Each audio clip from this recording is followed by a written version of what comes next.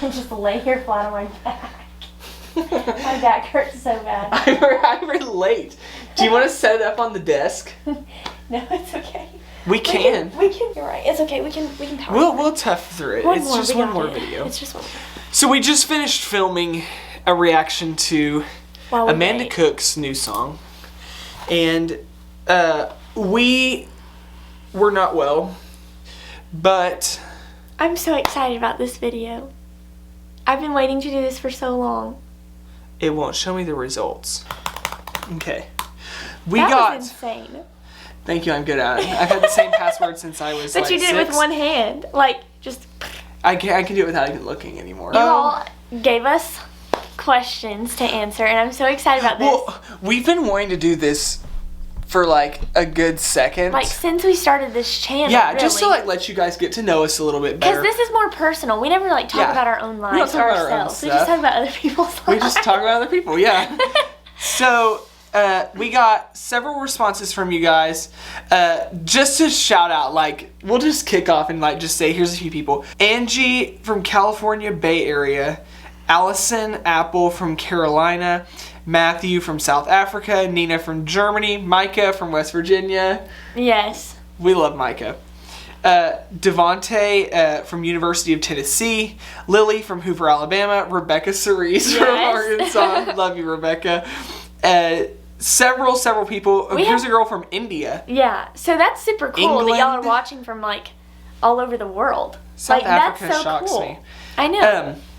So in this Google form, which we have that. Oh, I should. We have we know how many people have done this so far. So if you watch this video and you have not filled this out yet, go fill it out because we'll do one of these in the future. We know who's already done it. But we offered a choice to see more breakdowns, covers, or podcast. Like us start a podcast and do it on Spotify or something like that because I know how to do that. And 58.8% of you voted for a podcast, which is over half. Yeah. And then, which I think that would be so fun. I think that'd be so fun. We'd be so funny. Do you not think so? It would be so cool. Once we finish filming the garden breakdown part 2, which we still have not done yet because God bless us, it's just so long and we talk on those. Because we know like the whole background story of everything that happens. The poor person who watches me talk about open power. I mean, come on. I know. Okay, here it is. We plan to do a Q&A video with any questions you guys have for us. Questions about our music tastes, our lives, our jobs, and basically anything you're wondering about us. So feel free to ask away. And we got asked a lot of questions. Which is so cool. I just didn't expect that so many of y'all would comment and say stuff to us. So I'm excited. Let's start out with one that just should obviously be the first one. Where are you guys located?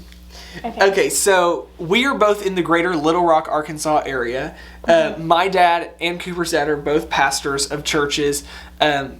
Our families have like known each other for a long time. We both Mitchell is the worship leader here at his church. I'm the worship leader at my church. And we don't ever say that. Right. This is my office at our church. I'm the worship leader and I'm the youth pastor here. Not my bedroom. VTN. Thank you. Victory Television Network. I'll call you out on this show. We were doing a TV show for VTN, and while we were filming for it, we sent one of the shows in, and I had filmed part of the worship here in my office with some people from our church band, and the woman said, try a better setting than the bedroom. And I was like, this is my office. Thank you, though, for the compliment. I guess it is homey. It's homey. But yeah, I mean, I grow a lot of plants in here. and so, yeah, this is my office here at our church. But I actually live in Sherwood, Arkansas. And I live in Lone Oak. I feel weird telling you all that, but Lone Oak's a small town. They can hunt you down way easier than me. Right. So I started coming to sing with Mitchell. Yeah, so at different stuff. I have led worship for a few events around where, and so I had seen one of my best friends growing up. They had a ladies conference or a purity conference at their church, and she sent me a video of Cooper leading worship and said, you should have heard the girl who led worship at our church tonight. And I was like, and I listened to it. You were singing, I really felt like you were singing Sea of Victory or something. I sang that night. Yeah, and I said, I was and I got that song from you. You did that at PK retreat. Yes. And I was like, oh my goodness, I love that song. So I did it. I never even heard the original. I did it straight off of listening to you sing it. Carrie Job sang Sea of Victory 6 months before it released at Elevation Church, and I screen recorded it, and I did it at youth camp when I led worship. Oh. A month later, I sent the screen recording to the whole band and said, learn this, and we did it. Nobody knew who the song was. Oh my word, that's crazy. And so I just say it. We did it almost every night at youth camp. It was a huge, it was the song of the week. And no one did it for 5 months after that, and I just felt so ahead of the curve. It was so illegal, probably. We met through worship, which is funny, even though our parents knew each other. Mm-hmm. And so we're from Little Rock, Arkansas, just to give a good description. I would never live anywhere other than Little Rock. I will never, should the Lord not call me somewhere else, because I can, from my house, drive 15 minutes and be standing in downtown Little Rock on Main Street with the downtown feel. Mm-hmm. But I can drive 15 minutes from my house the other way and not have cell phone service because I'm out there so much of hay bales and horses. Which I love this area. This is where, if I could choose, I would live here forever. Yeah. And I love it. So yeah, we are from Little Rock, Arkansas. Mm-hmm. Okay, so the next question is, how did you guys start the whole reaction series in the first place? So, Mitchell just called me one day and was like, hey, I'm wanting to start doing this reaction thing with worship leaders, and you should come be in a video with me. And then it wound up just being the two of us. Yeah, it just ended up kind of being. So the first video we did was talking to Jesus, because Jibber had come out and it was a huge hit, and I thought I should have reacted to that. That's what was going through my head, because I had told myself there's a new Elevation album going to be coming out. I need to be reacting to this because this is just what I wanted to do. And so I was like, Cooper, you need to come do it. And I was like, maybe one week I'll have Courtney do it, which she's still going to come react to something like this. It's just never worked out on time. Yeah. So then we just kept doing it, and we decided to call it Worship Leader Reacts. But then we kind of wanted to broaden our horizons and do different stuff, like what we're doing right now. So it became Worship Leader Hub. Taking back the hub. That's right. I guess the why was I wanted to do it. It's just fun. It's fun, and we love just talking about this and I wanted to meet some people who were freaks as much as I was. I'm a nut when it comes to leading worship. I know everything. You want to talk about a freak back in the day. I loved Bethel, Carrie Job. I still love Carrie Job. Now I'm obsessed with Tiffany Hudson. Yeah. And there's just always somebody, Christine DeMarco. And I just love hearing new stuff. I love getting all these songs. It's so funny because my mom told me one time, I was quoting her a whole entire Carrie Job song. I said, you should listen to this song. This was in the garden. And I was like, and I'm quoting the lyrics, and she said, why can you tell that to me, but you can't remember something for school? And I'm like, because I actually care about this, okay? This is our life, worship music. Yeah. It's what we listen to. It's my job. So, it's what I like to do. Right. So it's just kind of, it just makes sense. And we like talking to you guys about it, hearing what y'all think. Love hearing people. If you guys don't, good grief. If you've thought, I should go follow them and message them on Instagram and been like, no, they're going to think I'm a freak. We won't think you're a freak. We want to talk to you. Yeah. We want to. Right. So we can answer that one now, I guess, if you want to. This one? No, that. Yeah, so how did you get started leading worship? You want to go first? Sure. Go for it. So I started, I've always sang my whole life. Me and my sisters, I have 2 sisters, we would sing sometimes in church. You should insert a picture of your sisters here so they can meet them. Ding. This is Channing Cannon. They're my sisters. And my whole family is musical. I know. We all sing. So we would just sing in church sometimes. And just from the time I could talk, I was singing.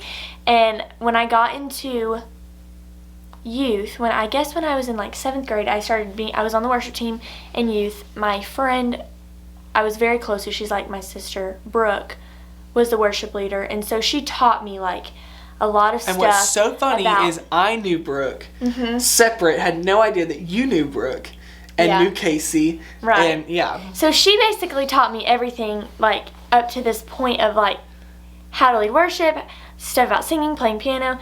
And so when she graduated, I started doing worship in youth, and she was still the main worship leader. Then I guess in November of 2020, she started going to a different church and doing worship other places. And so that just kind of it was just kind of a natural, I guess I was always kind of like her right-hand person, and it was just a natural something baton I toss had, off. right, so it just kind of naturally happened, and it was something I wanted to do, you know. I realized throughout that period of time that I want to be a worship leader, so that opportunity worked out, and I've learned a lot. Mitchell's taught me a lot of stuff too, like so much about leading worship and so about music and all that. Cooper has like, well, I'll talk about that in a second. Okay. Go ahead. So that's where I am now, and now I come and I lead worship for main service at my church. I lead worship in youth, and then, which I'm about to graduate high school, so I won't be doing youth anymore, and then I lead worship on Sunday nights for youth here at Mitchell's church. Yes. So that's fun. Oh, and it's so superior too. Cute. Mine is, we have the same story. It's so funny to me because I didn't have a person like you had, Brooke, though. Like, it was just me by myself. I stood up on the stage. My dad led worship. My dad and my mom pastor the church here. So they did it before you? Yes. Well, there was a guy who did it for a while before them, but then they took it back over. And they were doing it every week, and it was beginning to get a little bit hard on my dad to be singing and preaching. And so one day he was like, hey, why don't you just sing the song? I had sang specials in church growing up. You know, I had sang my whole life. I, at 4 years old, started learning the piano. And, my mom taught me how to play. I was in piano lessons with some people. I was starting to play the piano in the sanctuary for my mom, so she wasn't up on the stage doing that, and they were doing like everything. And I was like, I can do this. So I started playing the piano for my dad, for him singing, and eventually they just set a microphone stand in front of me, and then I started leading worship from the piano, and then it eventually moved from the back kind of up into the more front, and I took over leading worship for our church at 17, and then I had started, the first time I led worship was in youth when I was 12. Right. It was the worst thing you've ever seen in your life. It was horrible. It was so bad. And I really got started in youth. I had the coolest youth band, still friends with all of them today. And I hold one of their babies every single Sunday through worship practice. And it's just so weird that all my friends are, having kids. About Olivia? Caleb. Yeah, Olivia. Yeah. And now I do it full time as my job. And if you don't know this, because we've not said this at all, I've personally not, but our church releases our first single this year, worship single. Yeah. It's called Let God Arise. It will appear right here, the album cover. You can go stream it anywhere. It is me singing it. Under the Ridge Worship. And Mitchell McBessel. Oh, really? Yeah. Okay, cool. I didn't know that. So that's one of the songs we do at church all the time. And so, yeah, go listen to that. Yeah. It's cool. The link will be in the little description. I want to answer. Well, this naturally just flows into this. Yes, so we should that's what I'm looking for. We should just say this real quick. Yes. So somebody said, are you dating anyone? Everyone thinks that Cooper and I are dating. We're not. Cooper is dating. His brother. My brother. Yeah. Yeah. Oh, it worked out so well, didn't it? Isn't life like that? Just because we wanted you so bad to be here at the church, and now you are. So, yeah, I'm dating Jared, his brother.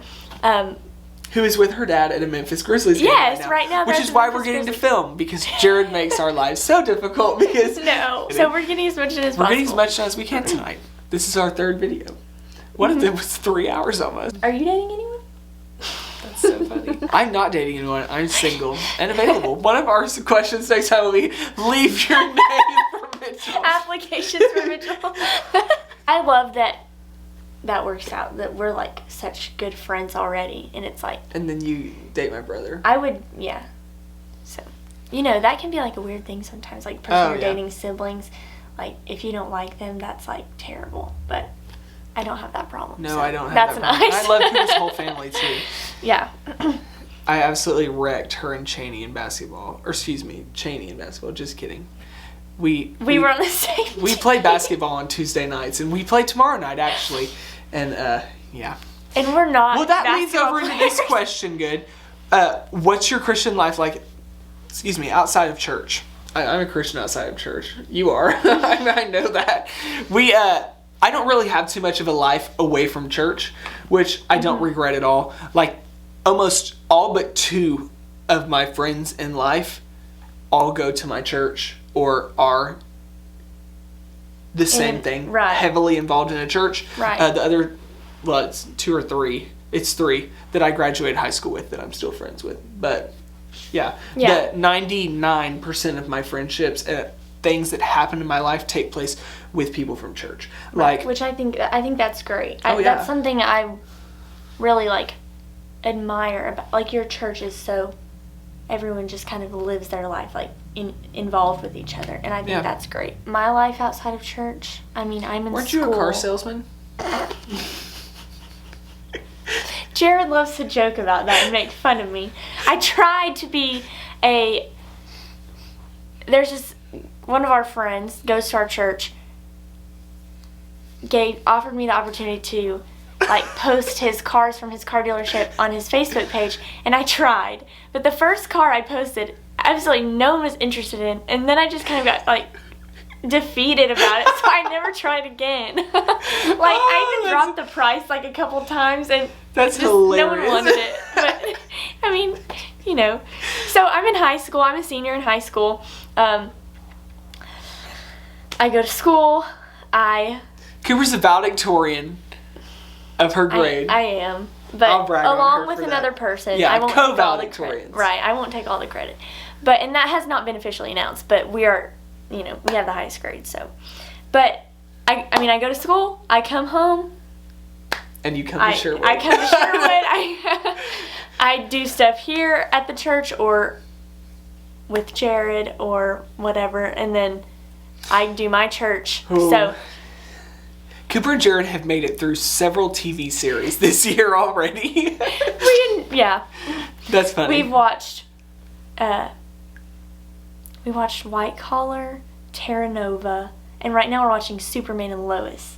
So, yeah. All fun. IDK, LOL, but Cooper's my cousin. Callie. And I want to hear y'all sing songs for the most part. And, just day-to-day life advice. What's the best piece of advice you ever gotten? Carrie Job, this question will tie right into this. Says, somebody asked the question and said, what's the best piece of advice for someone who's new at leading worship and it gets scary at times? The best piece of advice that I ever got was from Carrie Job herself. She was doing a Q&A before a concert with a group of people. It was at Winter Jam, actually. And somehow they said, you guys got lucky tonight because Carrie Job is doing the Q&A. And I was like, yes, she is. And so she came out and they asked the question. They said, somebody in the room said, what do you do when you get nervous before you go out and sing? And the first guy, it was KB. Mm-hmm. Right? Is that how you say it? Mm-hmm. Yeah. And he's like, I do 10 push-ups and then run around and then I just run out on the stage. Like, just get my heart rate and like just get over it and go out there. Like, the second guy said, I don't even remember what he said. I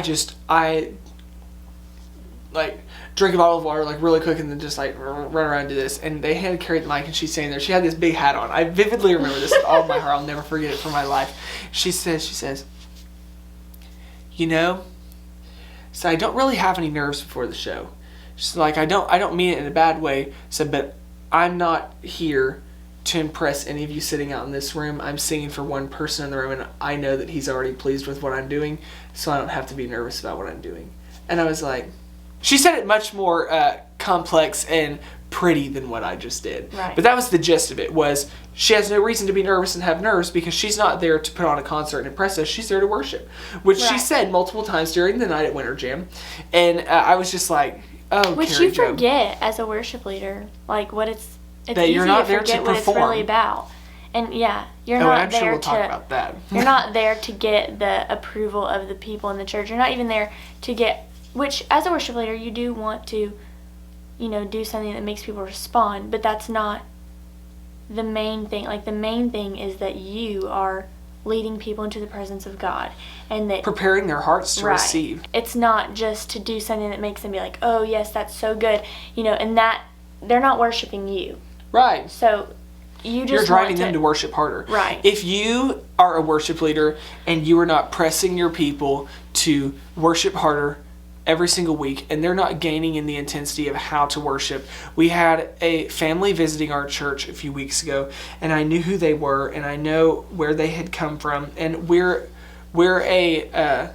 Assemblies of God church, and we are like full, we're Holy Spirit, like we speak in tongues, and we have like a very serious, like we don't joke around. Like our worship time is not like on Sunday morning, we don't just open up with a little bop and dance around. And I think that's super fun, but we're very serious most of the time with our worship. And 2 Sundays ago, I had this family visit, and I knew who they were, and I had known where they had gone to church, and it was one of the churches in our city that was just kind of, you know, one of the mega churches, which is great, but I know they just weren't that serious all the time. And so I said during worship, I said, I just want to just take a few moments and lift up your hands and just love on the Lord. That's what I said. I said, and just tell the Lord how much you love him.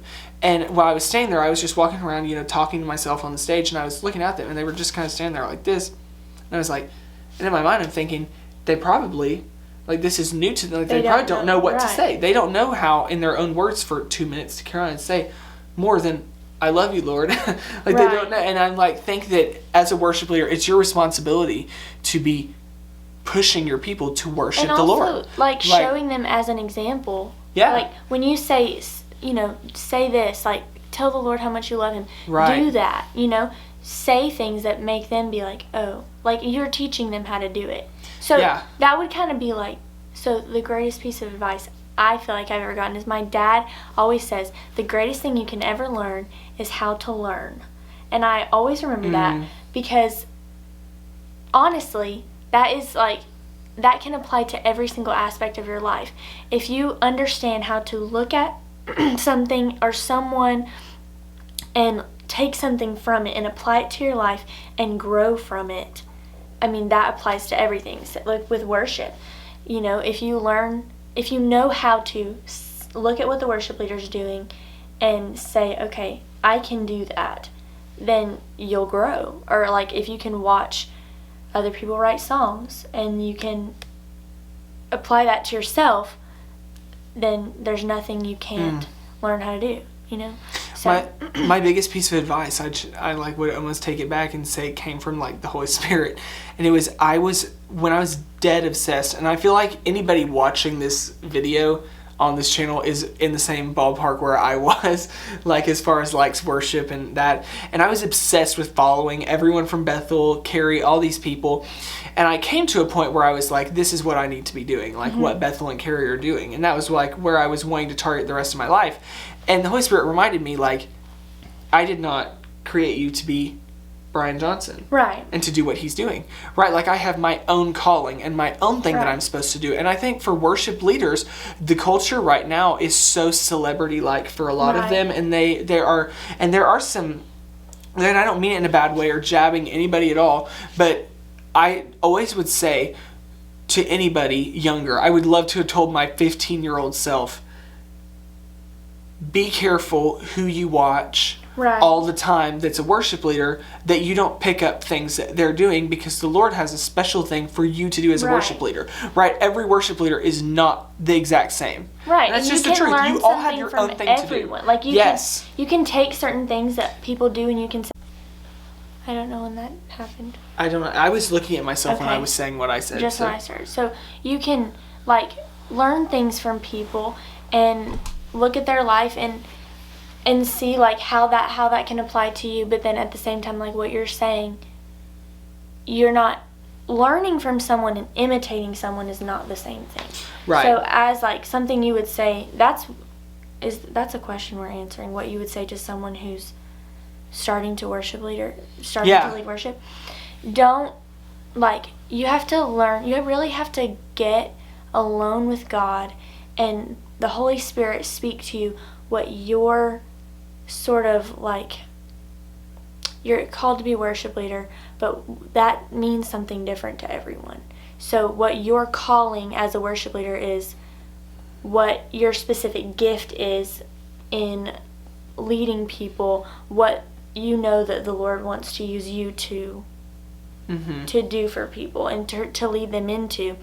And once you become confident and like know what your purpose is, then you can see, like, I used to watch these worship leaders that are professionals and be like, oh, I'm never going to be like that. It's hard to watch Natalie Grant in worship sometimes because she's a like Grammy Award winning voice. But once you become confident in what you know you're supposed to do, none of that matters. Because I have peace every day knowing the Lord didn't make me Natalie Grant. He didn't give me her voice. Yes. He didn't put me at the Belonging Co.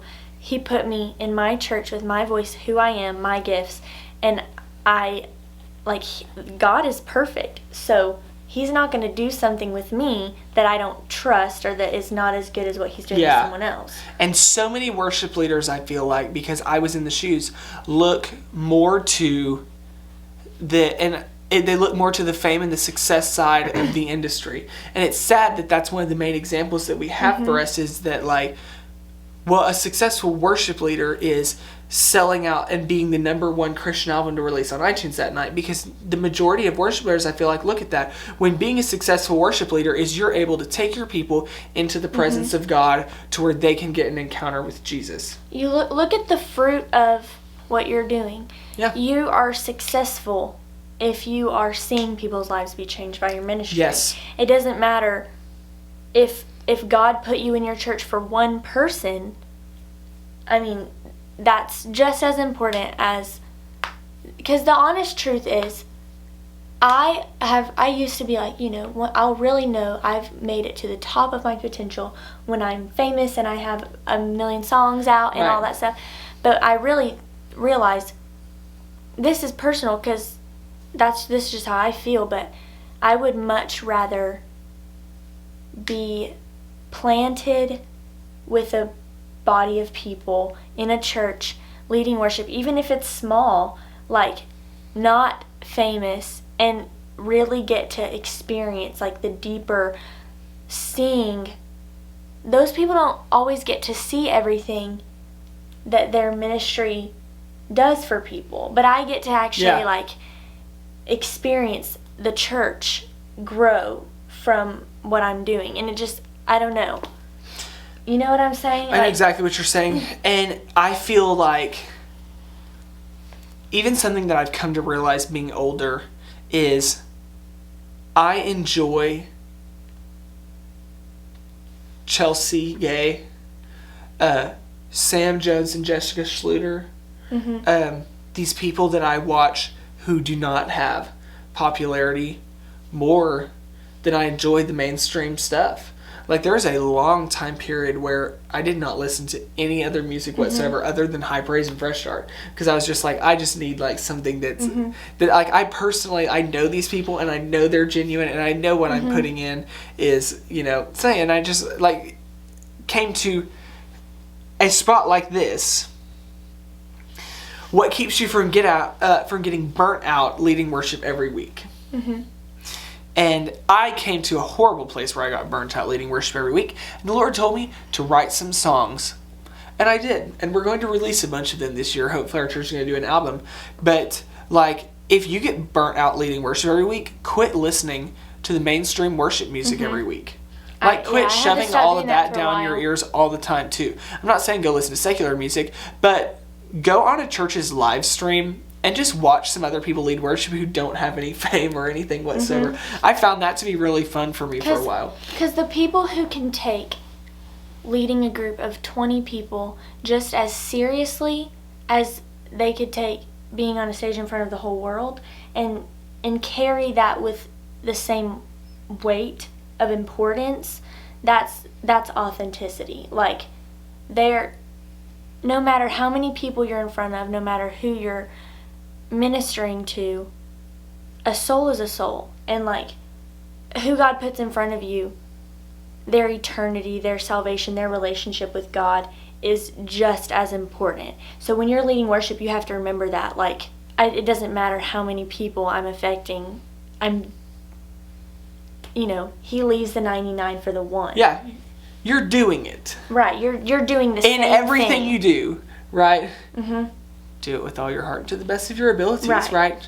Do it with everything you have. So if you are a worship leader for a church of 10 people, lead those 10 people as if you were leading 100,000 people in an arena somewhere. Right. It's the best thing that you can do. Glorify God in it. As long as you walk away from leading worship in your church and the presence of the Lord was invited into the room and Jesus was worshipped and the people's hearts were made ready to receive what the pastor had to say. Like, I think as worship leaders, sometimes we also forget, like, it's the least important thing that we do on Sunday morning. I feel like we gather in church, like, to edify one another and to receive something from the pastor and to just be around other believers. Right? And worship is just another super fun thing we get to do in the middle of that. Worship, more than any other aspect of church, has become the glorified, made into fame, made into an industry. Yeah, which the worship industry, contemporary Christian music, if you would. And CCM. so people kind of put that up on a pedestal, and I've been guilty of that before. But really, me too. The purpose of worship is not. It's to prepare their hearts, to make them open to receive what the pastor is ready to release that the Lord has given to him. Right. And unfortunately, the worship leader is not the number one person to execute that job. You are working under the pastor. Exactly. And a lot of the times we almost give ourselves the big head of like, well, if worship's not good, everything else is just going to be an off day. Like the worship songs, if one of them is bad or if the words aren't on the screen. But I've experienced so many times where I can feel like I did horrible, and then my dad will get up there and it's like the whole atmosphere shifts. And everyone's like, you're not everything. The main event. Right. Yeah. And another thing from getting burnt out, I didn't even touch on that. I've not experienced feeling burnt out leading worship in a very long time, because I did get to that point a while ago. Since then, I have not, because I realized when I get burnt out doing the ministry that God called me to do, it's because I am not, it's because I'm letting my relationship with God get burnt out. There's no reason that you should ever be tired of doing what God is calling you to do, of using the gift that He's given you when your heart is really aligned with His. Yes. When He's really speaking to you, when you're really spending time with Him on your own, outside of doing ministry, then there's, like, you're full. That fire is going inside of you, and it's not like, leading worship isn't something that's taking from me. And it used to feel like that sometimes. Like, I would get up and I'd be like, oh, I have to do this, and I don't want to do this. But now, I feel like I've got to the point where my relationship with God is the reason I do this. I do it for Him. I do it because He's called me to do it, not because I have to, not because people expect me to be something, but, He sustains you. So if you're not feeling sustained, you probably need to plug back into your source. I've said this 100 times because it was a lesson I learned my first year of college. Your personal worship time should never be on Sunday morning or Wednesday night standing on your stage. The best worship time that you should have as a worship leader is by yourself in your vehicle doing something else, because if your worship time is up there on the stage, that's great. Obviously, I'm worshiping when I'm up there, but your job is to be leading everybody else into worship. And I am getting to the point where I'm starting to focus more on what's happening in the room and driving people into the presence more than I am just sitting up there myself saying stuff. And that's great. And I will always take time to say in the service and have worship. But I feel like people always say you can't take people where you've not been yourself. And if you've not had the yourself experience first to then bring your church there, start getting the yourself experience in your car while you're driving to work, while you're pedaling down around the road. Put on a Carrie Job song and sit in your car and cry for a few minutes and just sit in there and worship the Lord by yourself. And that's what gives you authority. Like, you can't get up there and be at the same spiritual level as all the people that you're leading. Like, it can't be the first time you've worshipped all week.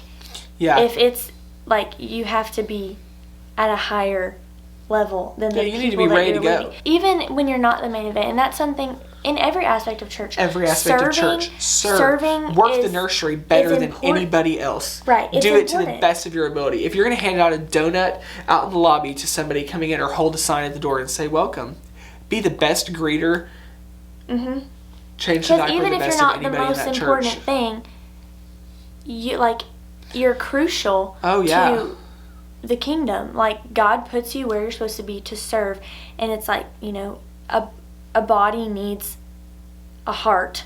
And it doesn't need a leg necessarily, but it has to have it to move somewhere. But to get somewhere, you know, like, if you're not the main worship leader, that's something that, like, isn't talked about. Even if I always say I am just meant to sing a harmony part for someone low. Like, that's what I mean, even if you're just on the worship team and you're watching this, like, especially if you're wanting to be a worship leader someday, serve. Like, dress for the job you want, not the job you have. Yes. So if you want to be a worship leader and you're just on the worship team, you're still leading worship.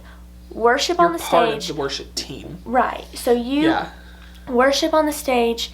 You give your all, just like as if you obviously don't overpower the worship leader and, like, take over. That's weird. Don't do that. But in your heart, like, take the same importance of, like, I'm up here supporting the worship leader. I'm up here ministering to these people, and, like, do that with just as much heart as you would if you were the main worship leader, because that's super important. Even if you're a musician, do it to the best of your ability. You know, like, practice throughout the week. Be prepared for Sunday. Know what you're playing. Right. Don't just come in and say, well, I'm just backup, you know, like, I won't really make a difference.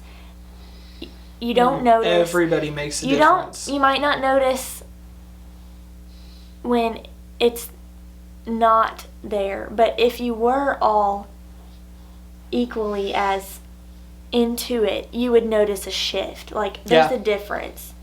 So, I don't know. Let's do two more. Okay. Okay, just real quick. So, we'll do two more little fun ones. What Christian song would you say has had the biggest impact on your life? This was my number one song. It's on the video we did, and it's the first thing that comes to my mind. No one ever cared for me like Jesus. Oh, tears. That I cried on the side of the road. I was on a run. Brooke showed this song to me, and when the first time I heard it, I thought, no matter what season I'm in, that is true for my life. Let my children tell their children that all my treasure was in heaven. You were everything to me. How did she write that? That's all I want. Like, for my life, all I want is that the people who know me, the people that I'm leading, know that, the only thing I want in life is to be known for love. Cause of Christ. Yeah. That last line. That's it's not my fame life. that I desire or stature in my brother's eyes, but I pray it said about my life that I lived more to build your name than mine. Mhm. I know. And that's how I feel. And then no one ever cared for me like Jesus. When I feel like people let me down, I go back to that song, and it's like, none of it matters. Because, at the end of the day, that's what I fall asleep. Every night, that's what's on my mind. Like, no matter what this day was, no matter what my life is like, Jesus is the same. And there's no, I have no expectation that anything else in life is going to satisfy me. And that song reminds me of that. And that's what keeps me, from being discontent. What about you? There's many to count. It's more recent. Rest by Carrie Job. You just have no idea how much I listened to that song. Oh, I do. I've seen your receipt. Yeah. The biggest impact that a song personally had on my life, I was working on our church campus in Dallas. I was painting for the week with two of my friends, Joe and Dalton. And we had gone to North Park Center to run into a store real quick on our way out of town. So we were in Mesquite, Texas, and we ran into North Park on Park Lane in Dallas, and then we got back on the highway. This was all in the morning, and we were there right when the mall opened, and when on our way out, we stopped at In-N-Out. And I have this weird thing that happens to me when I get too hot. Like my body, I don't sweat ever, and so it's like the only weird physical thing that I have. And if I get too hot, my nervous system does this little freak out thing, and I break out in like whelps and hives, and these little bumps come over my whole body, and I itch, and I have to take all this Benadryl and all this medicine to get it to go away. It rarely happens to me. And in fact, it really only happens in October, November, and December. Well, this happened to be in October, November, and December. And we were down there, and it always starts, like the thing that would always happen to me started with this pain, like kind of in my abdomen, I guess. Like I would feel like, would almost feel like I'm going to throw up. And I'm like, as I grew up, I started to realize when I would get that, I would be like, okay. And finally I put it together and right after that, I would like go up the back of my neck, and I would like break out in hives real bad. And so I was in Dallas. It always has happened to me at night. So I sit down at In-N-Out Burger, and I get this little pain in my stomach, and I'm like, I just eaten something that's going to upset my stomach. So I'm like, am I going to like throw up? And I'm sitting there, and all of a sudden it clicks in my head, and I'm like, oh, like, you know, I know what's happening. Yeah. And so I got in the car, and I just hit my phone on shuffle, and I was driving home, and I was about to take a Benadryl, and I was like, neither of them can drive the car, and I was like, oh, like this is really bad. I do not need to be taking a Benadryl before the 4-hour and 48-minute drive back from Mesquite. And so the car shuffles, and the song that comes on was In Jesus' Name by Darlene Check. Darlene Check is the best worship leader ever. Well, best songwriter. Like, Carrie's great. But she's, I mean, shout to the Lord. Come on. She's one of like the founders of the modern Christian music industry. So In Jesus' Name comes on from the Revealing Jesus album. And it's sitting there and it's playing. And I had not really listened through it. This was kind of a newer song at the time. And it jumps in to that, you know, that bridge. Have you listened to that song? I don't know. God is fighting for yes. Like the darkness. So Darlene Check went through cancer. And in this thing, I'm sitting in the front seat of the van. I'm driving through Rockwall. I remember you telling me about this now. Oh yeah, driving through Rockwall, and this takes place over like 8 minutes, so I'm getting close to Royce City, Texas, which is where this big speedway is. And I remember this so vividly, and I'm sitting there in the car, this is playing at this point, and, and I'm sitting there, she gets to the part in the bridge where she starts talking, and I can almost quote the whole thing. She starts talking, she's like, I hate cancer, and then she starts singing, anybody listening to this music right now, and she goes off on this whole thing of if you're sick right now, and she quotes this whole piece of stuff off, and I was just sitting there listening to this song, and I was just like, well, she said it. I'm like, Lord, you know, and boom, immediately the thing in my stomach totally vanished and completely went away, and I was just sitting there like teared up in the front seat, and I'm like, not like I was embarrassed for them to see, but I'm like, I don't want them to like think that something's wrong with me while I'm like driving them home, so I'm like, don't cry, but I'm like, it's because like, oh, the Lord actually like totally healed that situation from taking place. I did not have to take the Benadryl on my drive home. It was just a real cool thing. But there are 8,000 what feels like nights where I've just been awake at night and cannot sleep. And there's this spontaneous worship moment by Jen Johnson that I listen to more than anything else. It's called By the Blood, Spontaneous. You should look it up and listen to it. Yeah. And that is one. That is one of the most things. But my favorite, what's your favorite song? I know my favorite song. Like I sat down the other day and like said, what's your favorite song ever? Great Are You, Lord is my favorite song ever. To sing, to lead in worship. Your favorite song to lead in worship. Great Are You, Lord. I feel like I could never get tired. There's just certain songs that have an anointing on them that no matter who sings them, they're just that good. And Great Are You, Lord, that's that for me. Great Are You, Lord, Our God is Awesome. I feel like it's one of those songs too. Oh yeah.